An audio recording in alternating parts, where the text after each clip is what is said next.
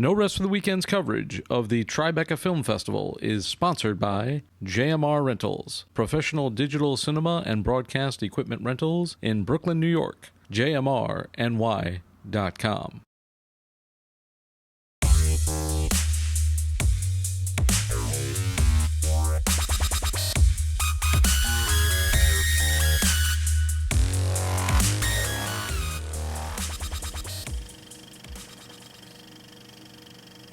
Hello and welcome to No Rest for the Weekend. I'm Jason Godbey, and today we're bringing you part 2 of our coverage of the Tribeca Film Festival. As I mentioned in our previous episode, the Tribeca Film Festival was held in June of this year and included both in-person and virtual screenings.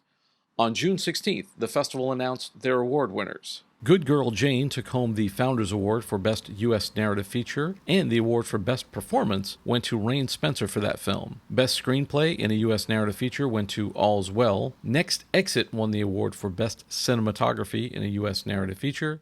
The Best International Narrative Feature went to January, and the award for Best Documentary Feature went to The Cave of Adullam. For a complete list of award winners, visit the festival website, tribecafilm.com. Included in the festival were many world premieres, including the Amazon feature Don't Make Me Go. I caught up with the stars John Cho and Mia Isaac on the red carpet. Can you tell me a little bit about what attracted you to this project and a little bit about your character? It's just, I love the intimate scale of the movie. This kind of feature is these kinds of features are few and far between these days. The dramatization of a father-daughter relationship, I thought this was worth exploring and something that meant something to me. The character was going through something difficult. I just thought all the elements were there for something interesting to happen. And they happened to cast then sort of who I think was the perfect partner for me in Mia Isaac, and I had a lot of faith in Hannah Marks, who was really intelligent, very commanding, and had opinions, and put it all together. It could work. It could not work. I'm glad it did. Yeah, and I think it works really well. So you've done some big giant blockbuster movies like Star Trek. How does this compare, experience-wise, working on an indie film like this compared to the big Hollywood film? Yeah, they're different cosmetically, and hopefully they're all similar at the end of the day, and that you're connecting with performers and doing scenes that are meaningful and entertaining and about something. You always want to do something that's not a throwaway. You want it to reflect a value of yours. Something that's meaningful to you that you want to share with the world. So there's more in common than the dissimilarities. Maybe better craft service on the Star Trek type sets. Maybe. Having sort of arrived now here at Tribeca, you're bringing this movie into an audience. What do you feel like people will walk away with, and what do you want what impact do you want audiences to have on this? These last few years, I just felt like we're really reading a lot and watching a lot of stuff about the things that divide us, and there's actually more that unites us if we choose to pay attention. And one of the things that unites everyone on Earth is our love for our families. And for everyone on Earth, that's more important than any other issue. So maybe this is a moment, I would love it if this is a moment to reflect on that. Sort of people finding common ground through art. Yeah, I don't want to make it too much, but listen, we're all either children or parents, and if you can't relate to that, then you must not be a human being. You must not be alive. Anyway, that in my ideal world, that would be something to focus on with this movie.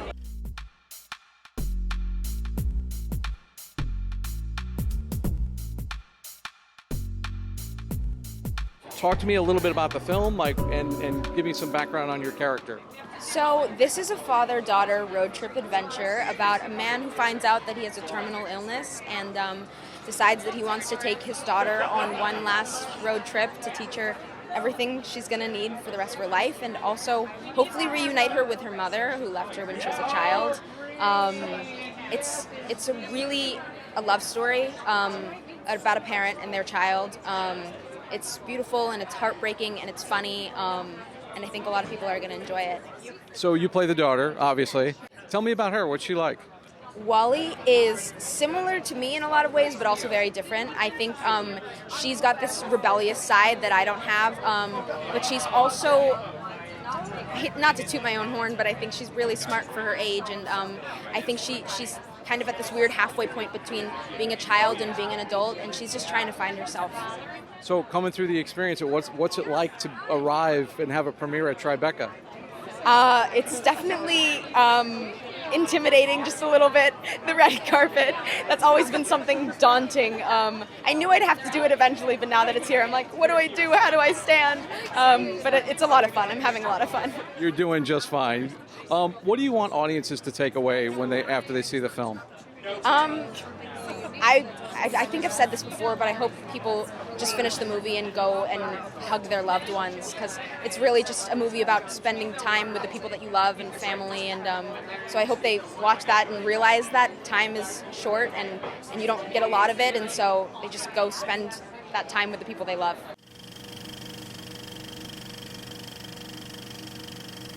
Aisha, the new film starring Letitia Wright, about an African woman who gets caught up in Ireland's immigration system, premiered at Tribeca.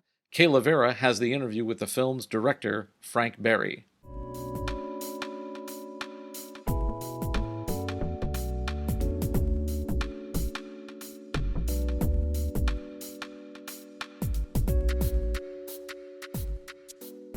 Frank, what does it mean to have your film in Tribeca? It means an awful lot. You know, it's been a long journey making this film. We started in 2017, and when you start a film, you don't know what the journey is going to be. You don't know how long it's going to take, where it's going to take you, who you're going to meet. To look at the end of that journey and to think that we would be premiering at such a big festival and such an amazing event is amazing. It's just what we'd hoped for, and I love Tribeca. I love the festival. So yeah, it's very, very important. So talk a little bit about the film. How did it come about? What was the inspiration? Well, I make films, so far I've been making films primarily social issues in relation to my own country, Ireland. I've started making documentaries, community videos, all about the society that I'm living in, and I would go out into the world and listen to people and put up on screen something that I think is important, that is purposeful. And my previous film I made about the Irish prison system, so I wanted to look at the experience of somebody going to Irish prison system, and I researched with former prisoners over 18 months, and during that process I learned that the Irish immigration system is also run by the same government department, and I was like, okay, so somebody coming to Ireland seeking protection, traumatised, engages with the same Department of Justice, and I was curious about that, so I just started researching, and I met a lot of people. I went to this amazing man who is the founder of the Movement of Asylum Seekers Ireland, and his name is Lucky Campbell. He's an amazing person, and I just listened and was just really horrified by the system and by people who are obviously very, very vulnerable. The most vulnerable people in society are left in limbo for years in a protracted legal system, and so the more I kind of learned, educated myself, the more people I met, it just became, the story just emerged really, of this human connection in this very inhumane system. I love that. So what would you say the central message of the film is? The central message is that, we really need to look at our immigration systems. Every country and every citizen needs to be aware of what it entails, and it exists in a citizen's name. And in this case, and this is changing thankfully in Ireland now, there was no vulnerability assessment for somebody coming to Ireland who's been traumatized, and all the things I learned, and then they're left in this really painful state of deportability, of being able to be, of not knowing what your future is. It's a very painful place to be, and so I would encourage everybody to just to look at the immigration system that exists in their name. On a lighter note, what was it like working with Letitia Wright? Amazing. She's amazing. Just an incredible actor. She's an artist, you know. And for me, my role was to support her and to kind of, you know, be there for her, to get out of the way when I needed to. And, you know, she works from within. She works very much. She's just this incredibly talented actor, but also a very, very soulful artist, really. And it was amazing to work with her. Absolutely amazing. Well, I can't wait to watch the film. Well, thank you so much. Good luck with the new project. Have fun at Tribeca, and talk to you soon. Thank you. It's a pleasure. Thanks so much.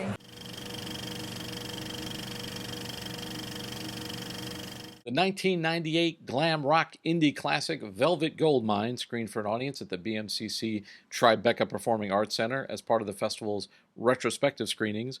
Director Todd Haynes and Micko Westmoreland were on hand to take questions from reporters. Kayla Vera was there on the red carpet.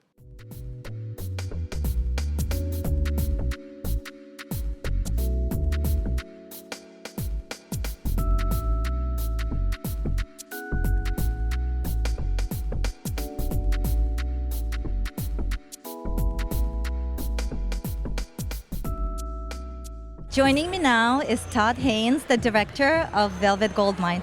Todd, what does it mean for you to be in Tribeca, looking back at the film and also seeing it with the audiences all over again? It's great, man. I'm so excited. I haven't seen it in many years. I haven't seen it on the big screen in even more years than that. And I just did a film last year about the Velvet Underground, which is a band that this era of music owes a great deal to. But this era moved in a very different direction, much more aggressively, you know, into a queer, into a bisexual, into this theatrical moment that David Bowie is sort of the centerpiece of. And so it lent itself to film, it lent itself to a spectacle experience on screen. So all of that's really in the movie, and the music is really in this film. The soundtrack that we put together is still one of, you know, a real proud achievement through my career. I look back on this soundtrack with real pride. Amazing. I can't wait to see it. I did notice some parallels between Velvet Goldmine and Citizen Kane. Oh, yeah. Was that the inspiration for the film? No, it wasn't the inspiration. It was sort of a way to tell the story about a famous person through the guise of everybody who surrounded this person and the conflicting memories they have, you know, and that sense that you never can ever really know who people are, and that especially in this world where a lot of their sexuality was being, you know, projected onto them or questioned, or people wanted to know what Bowie was really doing in the bedroom, that remains something unknowable. And what really matters is what he was doing on stage, which had a lot to do with sexuality, which had a lot to do with queerness. So it sort of explores all of those corridors in the movie. Is there going to be a re-release? Give us a little insight. There is. Sony Pictures Classics just acquired it, and I just was speaking to those guys at Cannes recently. So that's underway, and I couldn't be in better hands. They're great.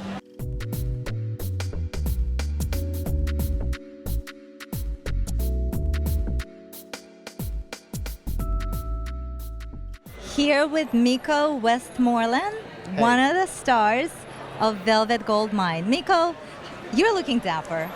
Thank you very much. How does it feel to be here at Tribeca Film Festival? Really wonderful, yeah. We shot the film 25 years ago, and it kind of has never really gone away, you know, it just kind of comes in waves. and its infamy and its legendary status has grown over time, so it's fantastic to be here celebrating it. Amazing. Talk a little bit about your character. Who did you play? I play one of the 3 glam rockers in the movie called Jack Fairy. I open the movie and I do the closing performance at Brixton Academy as well. So I'm kind of less focused on any particular character from the scene. I'm more of a kind of Marlene Dietrich meets Brian Eno meets Mark Bolan, all put together in a blender. I love that. I want to know, what is it like working with Ewan Mcgregor? Oh, Ewan was really, really lovely and very easy to work with. Totally unhierarchical. As far as he was concerned, he was an actor, I was an actor, you know? And then you just get on with it from there, you know? But he had the ability to make you feel very, very comfortable, you know? What is the central message of the film? What would you want the audiences walk away with? Well, it's about freedom of expression, ultimately. And it's set in time periods where exploration of sexuality and gender identity was very, very taboo. And now it's more relevant than ever. So it's great to revisit a film from 25 years ago that had a kind of quite mixed critical response because people didn't really know what they were dealing with at the time. But its main themes have travelled and grown. And as I say, it's talked about right, left and centre today. Well, thanks so much for stopping by. Great talking to you, and have fun tonight. Thank you very much. Nice to meet you. And that's all the time we have for today. Thanks so much for taking this trip down the rabbit hole. For more of our content, including our movie reviews and more film festival coverage, visit our website, norestfortheweekendpodcast.com. Don't forget to like, rate, and subscribe on your favorite podcast app. And now you can subscribe to us on YouTube, youtube.com/getbehindtherabbit. Once again, I'd like to thank everyone who came out to chat with us. And of course, a big shout out and thanks to our sponsor, JMR Rentals. For Behind the Rabbit Productions, Kayla Vera and myself, I'm Jason Godbey. Thanks for joining us. We'll see you next time.